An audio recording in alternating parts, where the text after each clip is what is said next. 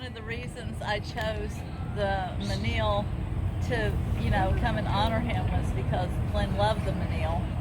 But the other thing was he told me about meeting Dominique de Menil. Wow. In the day, and when he told me about it, he got all choked up and he was crying, and I thought that they had some huge conversation. It was more like he got to touch the hem of her gown or something, And so he was, just a lover of architecture and art. Yes. Boston International Poetry Festival anthology. It has one of the poems I remember Glynn reading that revealed his depth of knowledge about a lot of things.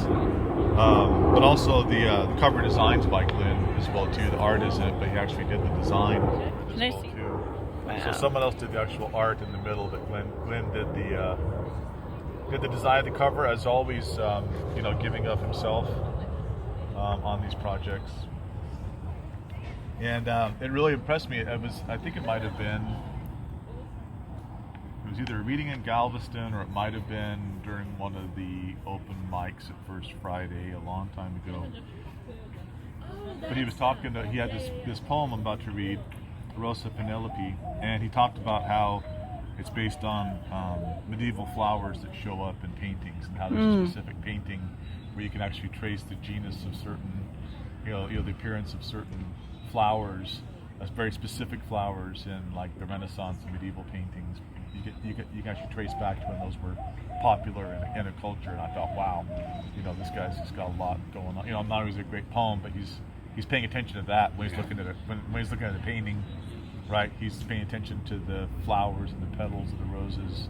And who would know the associations? And then the associations and looking up their Latin names and everything else. Rosa Penelope.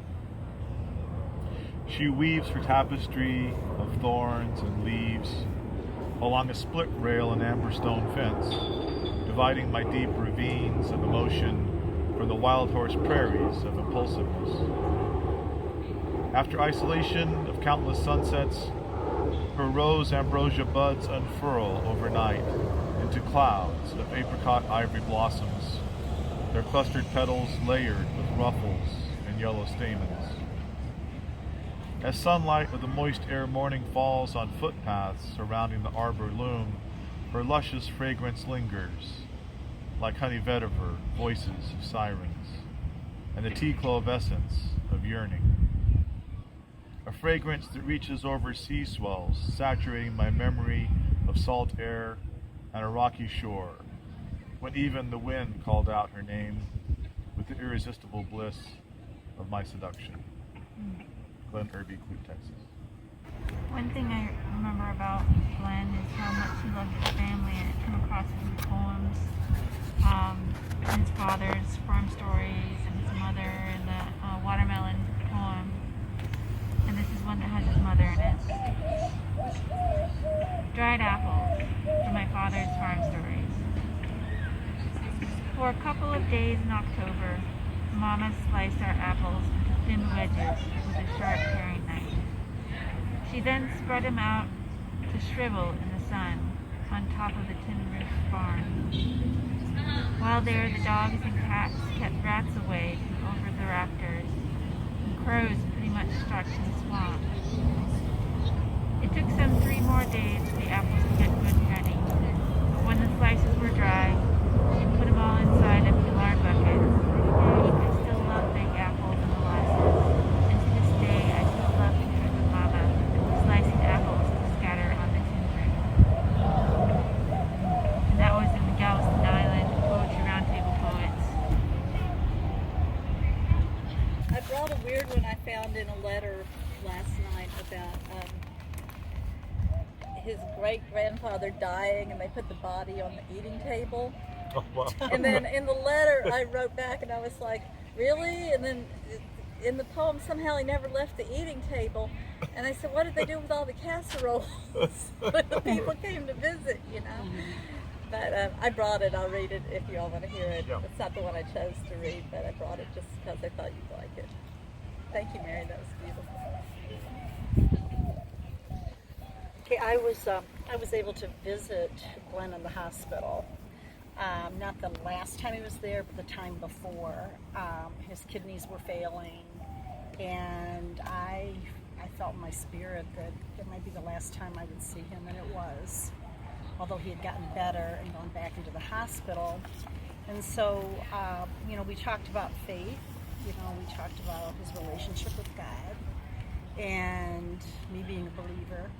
And he had said about how he had been talking with God and about how God had always been with him to comfort him, to show him the beauty of the world, to get him out of some trouble, he said. He said, I think God kept me out of jail a couple times too.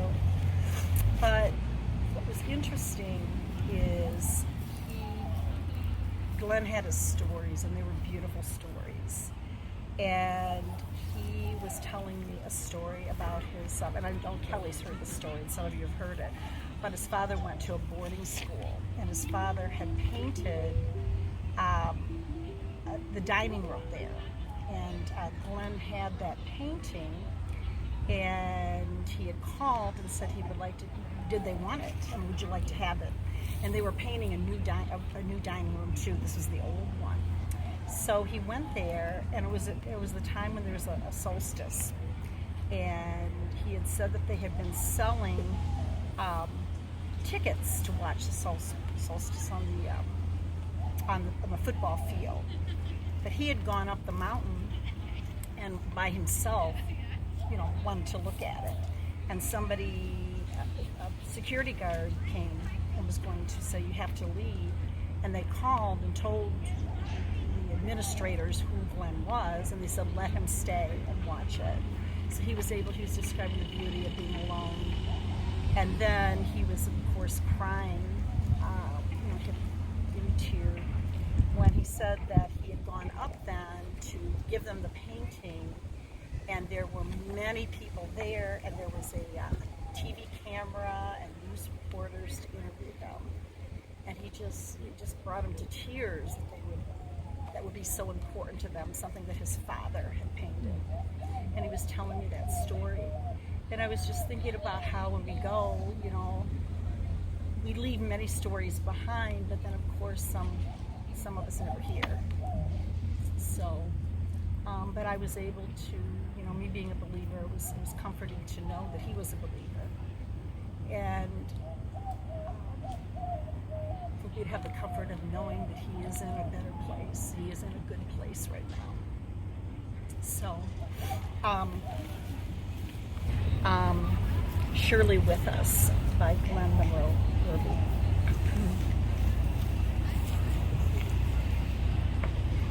Surely with us are the wings of creation with strength to lift our spirits free for soaring into pearlescent skies of inspiration, exalting our clarion voices in celebration to ring clear with joy and hymns of glory. As surely with us are the wings of creation mounting up into clouds of self-expression and bringing into being the living art of our divinity, sustaining the very heart of anticipation and fulfilling the soul of our ascendancy. Certainly with us are the wings of creation to swiftly carry us toward our destination and discover their wisdom, truth, and purity. As surely as with us are the eternal wings of soaring far into the deep, pearlescent skies of majestic inspiration. Another thing about Glynn, I know, is that, like I said, he always seems so happy and just at ease with himself. And you just never know. You just assume someone is happy all the time.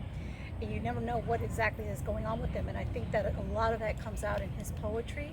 And even though it's a very easy poem, like we talked about earlier about being in the moment, but at the same time, I think there was a lot of layers of complexity to him, and he was a good listener, but I don't think he really, and he loved to talk, but he didn't seem to always talk about himself, because he wanted to know more about you, and then he would let you know what he was interested in.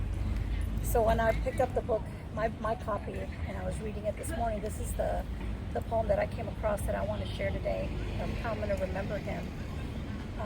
And I think this is what it's talking about, and it's very apt. This is called Rearing Back in a Chair. I'm most comfortable and at ease when the spring of my balance is controlled at the back of my head, with my spine cradled against the ladder back and rocking slightly with my legs spread. Although the impetus of natural rhythms may change, while in this position, the stability is secure. As when spikes of gravity send me backward now and again, I can still lean ahead and regain the ultimate equilibrium. But when I'm caught off guard and slip further back onto my lower shoulder blades, with the chair crowned square against the wall, it's suddenly much harder to be agile and not so easy to spring forward at all. When this happens, the additional strains of overloading eventually overcome the balancing, and the contoured spindle legs slide out from under me and splinter completely from the impact of nearly everything. That's just how I'm going to remember Glynn.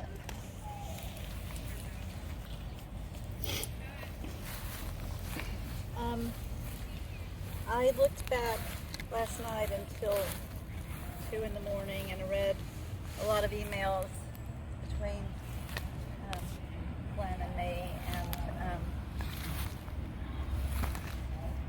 I realized how many poems we traded over the years, and I've already said how much he helped me as a poet and as a person.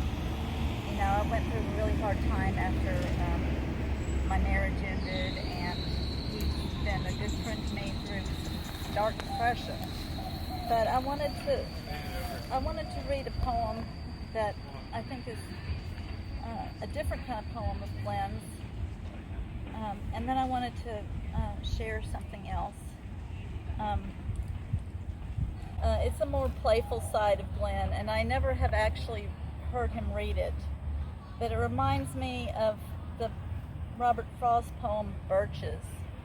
And Glynn was a big guy, and so this poem kind of tickles me because it's a little different. Jump fly journeys.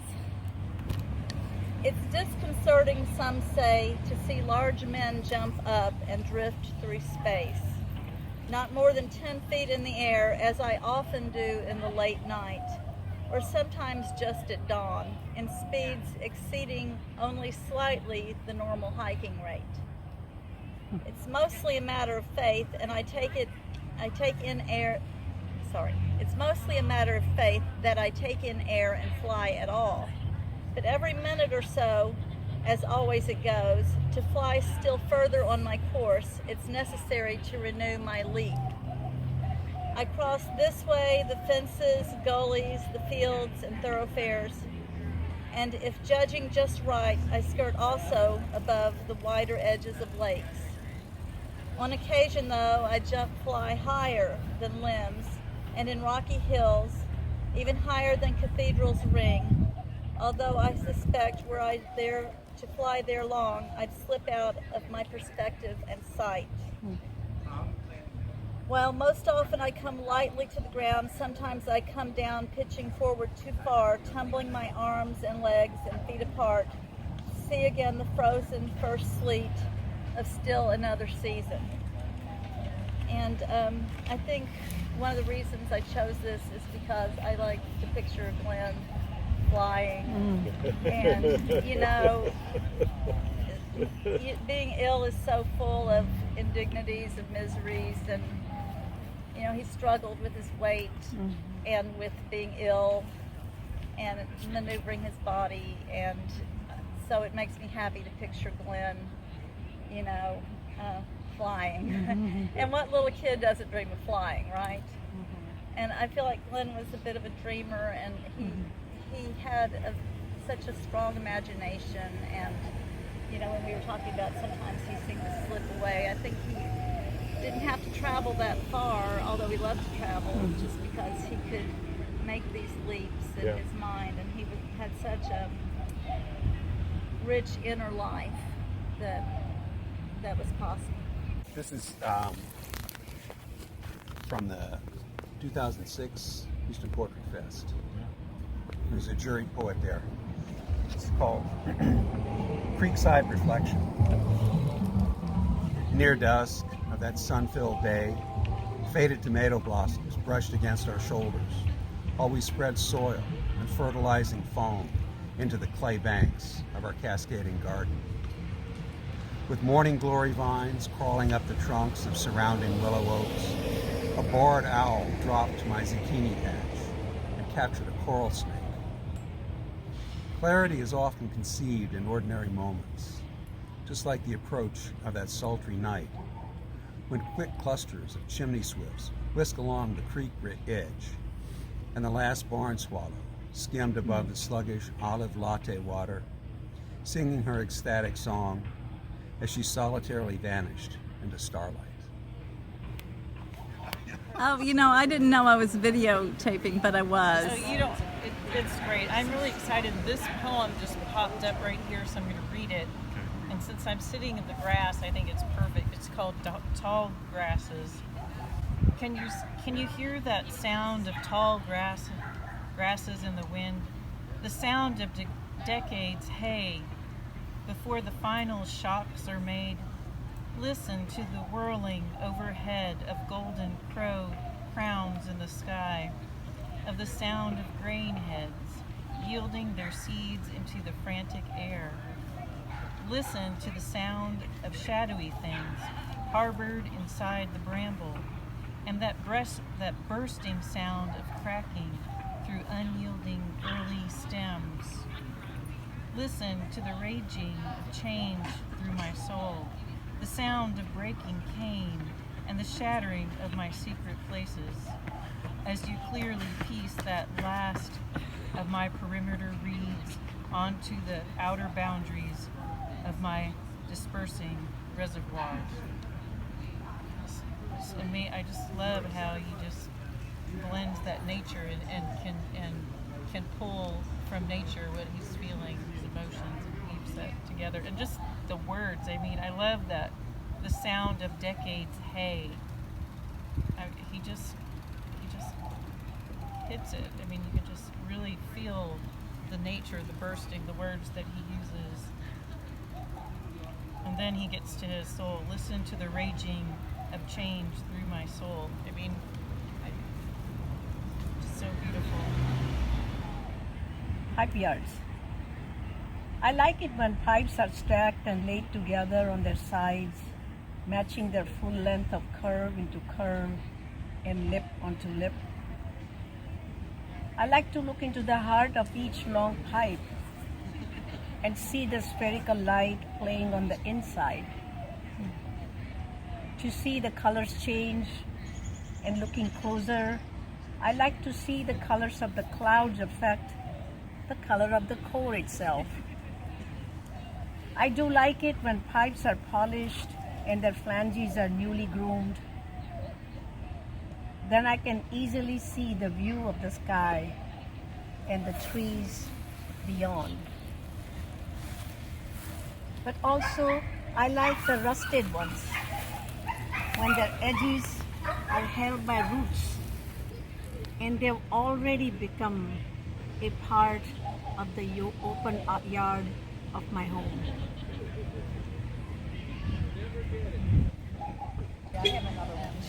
So, in 2006, I experimented with a project with the Bayou Preservation Association. I was working with them on some environmental projects, and they were wanting to kind of branch out and get people who weren't normally part of environmental activities interested in the bayous, and the Bayou Preservation Association agreed to put up a small amount of money, and I would pull together a poetry contest. We call it Bards on the Bayou, or Bards of the Bayou, and I picked 2 other judges to be part of it, and that was interesting. Very different aesthetics. Ken Jones and Carol Cotton and I were the judges. And at first I thought, well, this would be cool. Well, because Ken had his teaching stuff going on, and so did Carol. But man, so different in aesthetics. It was hard to narrow. Stuff came in, but as far as who liked what, it was all over the place. Except Glenn's made it, which was good.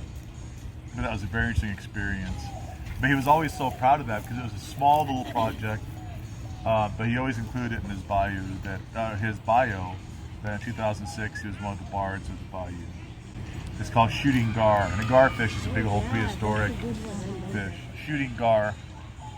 While stepping over the trestle ties and looking through foot gaps to the chocolate water below, I carried my rifle to the center span and stood there, spring-kneed, with index finger through the trigger loop, searching the glossy faces of cloud images, sliding hazily between the tangled banks of blackberry vines, tallow shoots, anticipating the elusive outline of a garfish rising out of the darkness of the bayou. I remember that he really liked being called Bard. Yeah. Bard of the Bayou. Yeah, he loved that. Yeah. Like a title, Yeah. Well, Glynn liked the tradition of poetry too. Yeah. Like I saw him about a month ago, and he told me that how much he loved Thornhill, and it was so weird. And he read it. It was before the quarantine started. It was before he went in the hospital the first time. And I went down there, and he read Thornhill, got all checked up, and he really liked certain poets like Yeats and Dylan Thomas. So being a bard, it was just tickled. But he was a man of nature. Yeah. It was great. It moved me, this poem. And you can also see when he talks about the trestle ties and foot gaps, and that's his building, designing, all this lingo. Yeah. All the details so yes, connected. Thanks, and yeah. And you're right, the bayou is the last word. The bayou bard. Another thing that I really loved was his ability to create magic. When he writes about his childhood, you can just feel the magic of childhood. But even as an adult, you can feel the magic of childhood within him and his writing. But it's a perfect example of playing in the fogger's clouds. Over the day-warm asphalt, we played joyfully young into the early evening hour, when the nighthawks would come and swirl through the swarms of saline mosquitoes, rising above our steepled house antennas.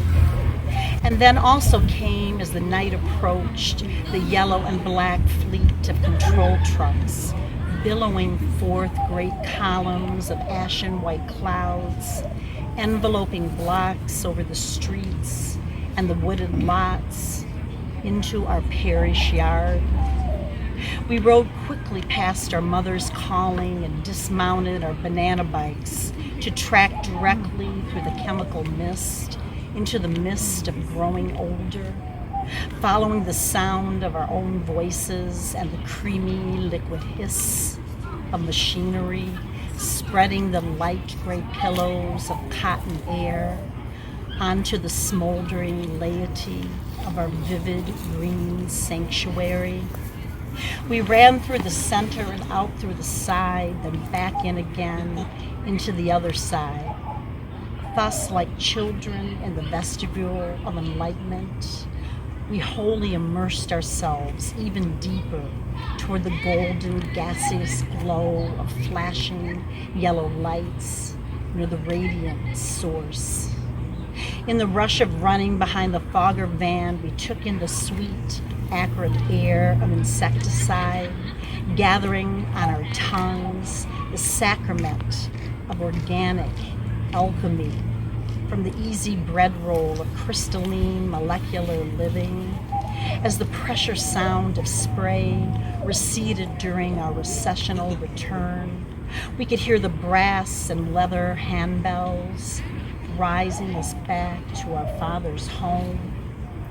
And there, in the front yard, as the fog expanded into the open sky, strings of vertical smoke rose over the clover beds like ceremonial fires, and strands of white vapor flowed from the pendular clusters of Spanish moss as the vessels of burning incense below the Native American elms.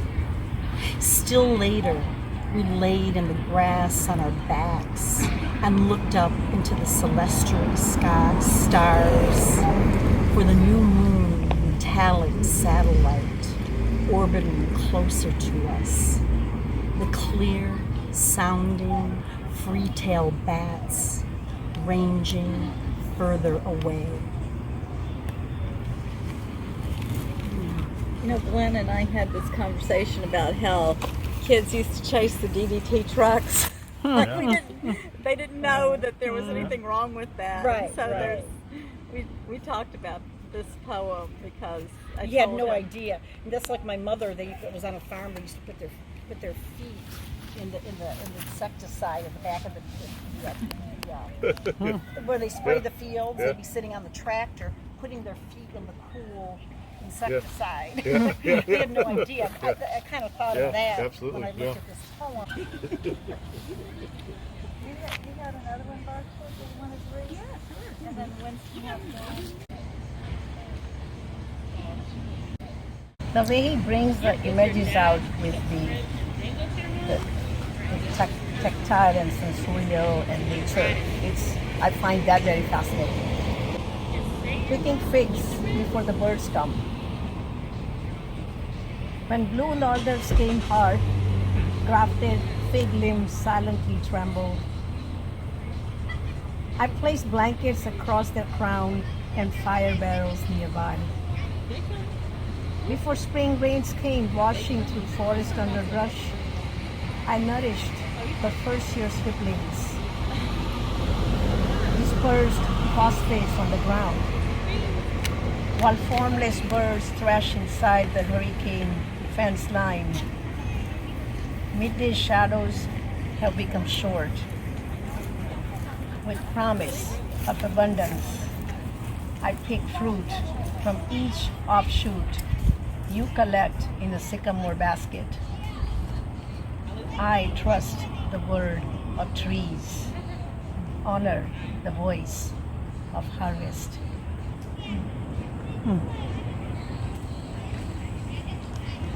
Very minimalistic, beautiful picture. This is the 2003 Houston Poetry Fest anthology. When frogs become synchronous. Following a thunderous rain, the night throbbed with dampness. Residual sheet lightning silhouetted the tree line against the sky, and Oyster Creek was overflowing with new water beyond our backyard embankment. We were slick wet with perspiration and snug in the double hammock of our screened porch. The polyrhythmic sounds of the forest were overwhelming to the resonating twists of macrame moving through the anchor loops, screwed into the cedar wood of our structural columns, as we found ourselves in the vortex of natural harmony. Through the musky, moist, and balmy atmosphere of saturated moss and sexuality, we could sense the steady rise of water flooding over the crawfish chimneys, into the lizard scurry furrows of our gladiola garden. A pair of bullfrogs began to bellow syncopatically, and a green tree frog gathered on limbs and talons to stretch their throats to the color of pale pink, and then back again, at each amphibious phase expanding forward and contracting back and rising and falling, with their mouths open and frog tongues flashing in their throats, trumpeting their raspy mating call with the breath of evolution. Then slowly, inconspicuously, subtle undulations of random sounds gradually began to shift toward one another into biological synchronization, like a band of snare drummers, lockstepping and rolling cadences in quarter time. and like alarm clocks placed on a shelf, their cycles set to merge and release their bells together. When coral vines interlaced and our fingers overlapped, wild dogs began to bark in unison with the flashing night. Screech owls spun out their cry, and crows, aroused from their nest, cawed in concurrence with repeating rhythms of reptiles. As the black magical leopard screamed and leapt up to a fork in a tree overlooking the satin dream surface of water body flowing inextricably toward matriarchal bay. Glynn Monroe Irby. When I first knew Glenn and I would visit him at his apartment that looked out at the swamp, I'd hear those frogs. Yeah. They just get into this synchronistic thing, and I didn't know what it was, and he's like, they're getting it on. So it was funny to me, and I went to New Orleans, and I went to Marie Laveau's House of Voodoo, and I wanted to get Glenn a little souvenir, so I got him a little bronze frog. And I wrote a poem about it, because the frog is supposed to be for fertility, but in Japanese culture, if you give someone a frog, they'll always come home to you. So anyway, I gave Glenn this little brass frog to commemorate that poem, and I wrote a different poem. Wow. But anyway, well, I had another I wanted to read, and I looked for it everywhere today. And I have kind of a story I wanted to share. And if I get all choked up, you can stop filming me. But when I went to see Glenn on Friday, I hadn't talked to him in a few days because I thought he was doing better, but I had been calling him every day, and then he told me he'd been sick and it was a stomach problem, and so I was worried that he was dehydrated. This was on Thursday that I talked to him. I was worried that he was dehydrated and that he needed something he could, eat and drink, so I got some rice and broth and some Gatorade and a bagel and took it all down there, and he texted me that morning and said, don't come because I'm not feeling up for a visitor. And I was just planning to leave the food anyway, but I said, I'm just going to leave the food. And he left the door open, and I went in, and he was in the bathroom, and we talked through the door. And then he got up, but he sat down in a chair in the bathroom, and he didn't get up after that. He was too weak, and I brought the Gatorade into him, and he drank 2 glasses, and I gave him the rice and the broth, and he just kept thanking me. And anyway, we talked a bit, and then I realized I thought he was going to get stronger and get out of the chair and come into the kitchen, but he couldn't get up. And finally I said, I think we need to call the home health nurse, Glenn, and get her to come back. And so we tried, but we couldn't get the home health people to come back. But in the meantime, I was freaking out really, and he was getting dizzy and weak, and I wasn't visibly freaking out, but inside I was really freaking out. And so I asked him if he would put on some music, and he did. And so I went and grabbed as many poetry books as I thought he'd like, and I started reading to him. And so we were listening to music, and I was reading to him, and I was reading Rumi. And at one point Glenn said, "Isn't Rumi wonderful?" And I found it really comforting to me too. And I'm not a religious person, but I think Rumi was a mystic and spiritual, and the way I conceive of God is that God is a force in the universe and in all of us. And when these were poems to the beloved, and when Rumi spoke of the beloved, it could be a friend, like his friend Shams, is that how you say it? Yeah, or it could be your country, or it could be God, or it could be your higher self. Anyway, so here's the poem. It's called 1,000 Souls of Mine. Lord of beauty, Lord of grace, enter my soul like one who enters a garden in bloom. One glance from you and stones turn to rubies, one hint from you and every goal is within reach. Come, come, you are the life and salvation of man. Come, come, you are the eyes and light of Joseph. Touch my head, for your touch removes the darkness of the body. Come, come, for you bestow beauty and grace. Come, come, for you are the cure of 1,000 ills. Come, come, even though you have never left, come and hear some poetry. Sit in the place of my soul, for you are 1,000 souls of mine. Be gone with your cares and your ancient longings, you are the beloved. If the king did not sit on the throne of this world, there would be darkness and confusion. You are joyous and alive by his breath, you move by the power of his love. Now like an artist you create, now like a servant you sweep the floor. Everything you touch will reach its goal and fly with the wings of an angel. The wings cannot carry you to God. Like the mule that carried the prophet, only love can carry you there. So this was the poem that really spoke to me, because I felt like those last two lines, like the mule that carried the prophet, only love can carry you there. Glynn did so many things for me, and I never really got to pay him back, and so it made me more aware of being loving to other people, because we don't know what is beyond, but we know what we have here, and so what the other funny thing was, I kept trying to find this poem, so I Googled mule and Rumi, and I come up with this really dirty poem that Rumi wrote. So is that the one about donkey? About the donkey, yeah. Oh, that's I was like, okay, I gotta find this poem somehow, so I called Jack and asked him to mail me the poem.